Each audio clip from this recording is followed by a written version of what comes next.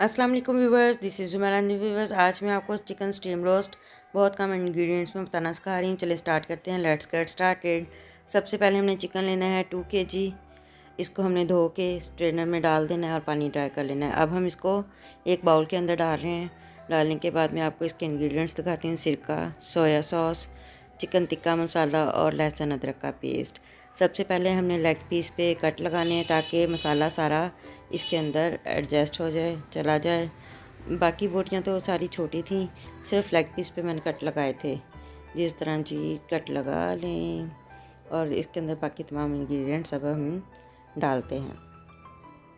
ये लें जी, बाकी तमाम छोटी थी बोटियाँ, ढूंढा कोई नहीं मिली। और अब हम इसके अंदर ऐड कर रहे हैं सिरका। 2 बड़े ये वाले खाने के चम्मच नहीं है, ये खाने के चम्मच से बड़ा चम्मच है, ये हम 2 डाल देंगे। ठीक है जी, सिरका हमने डाल दिया।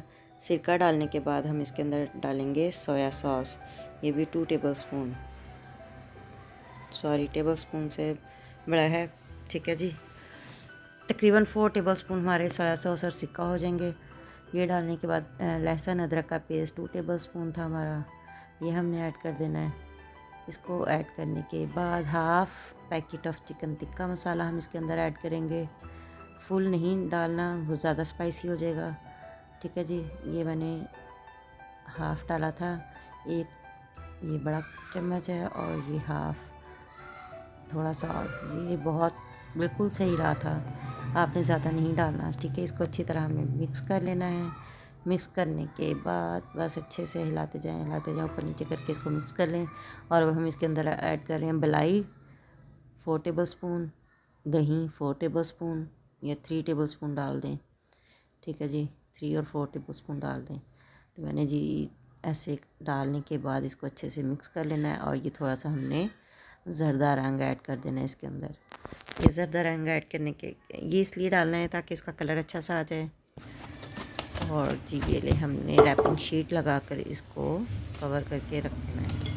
रैपिंग शीट मैंने इसलिए लगाई है ताकि इसके मसालों की खुशबू हमारे बाकी खानों में ना चले जाए, क्योंकि फ्रिज में रखना था मैंने। और अगर हम फ्रिज में हम एज इट इज़ रखेंगे तो वो दूध में इसके मसालों की खुशबू जो वो ऐड हो जाती है फिर। चलें जी, रैपिंग शीट लगा दी। अब हम इसको 4 घंटे के लिए फ्रिज में रख देंगे। आफ्टर 4 आवर ये अब रेडी है पकने के लिए।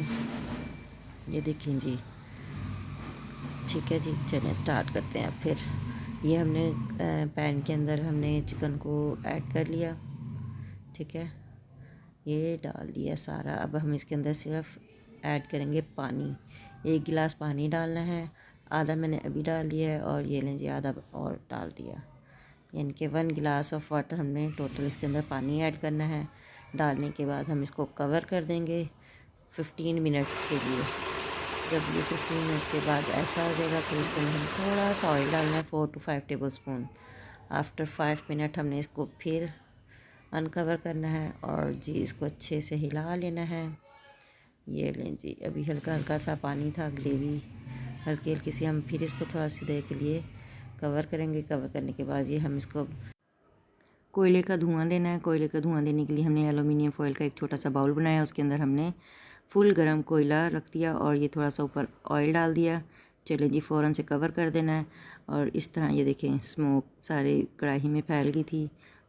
और आफ्टर 5 मिनट हमने दोबारा से अनकवर किया इसको और ये कोयला हमने निकाल दिया। और इसको हमने गार्निश करना है धनिया से और हरी मिर्च से।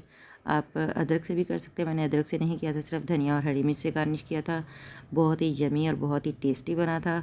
Wow, very yummy. अब बारी थी सर्व करने की। सर्व हमने किया था डिफरेंट चटनियों के साथ, पुदीना चटनी, इमली की चटनी और केचप और फ्राइज़ विद नान। ये हमने एक प्लेटर रेडी कर लिया था। अगर आपको हमारी ये वीडियो अच्छी लगी है तो लाइक और सब्सक्राइब करना मत भूलिएगा। अल्लाह हाफिज़।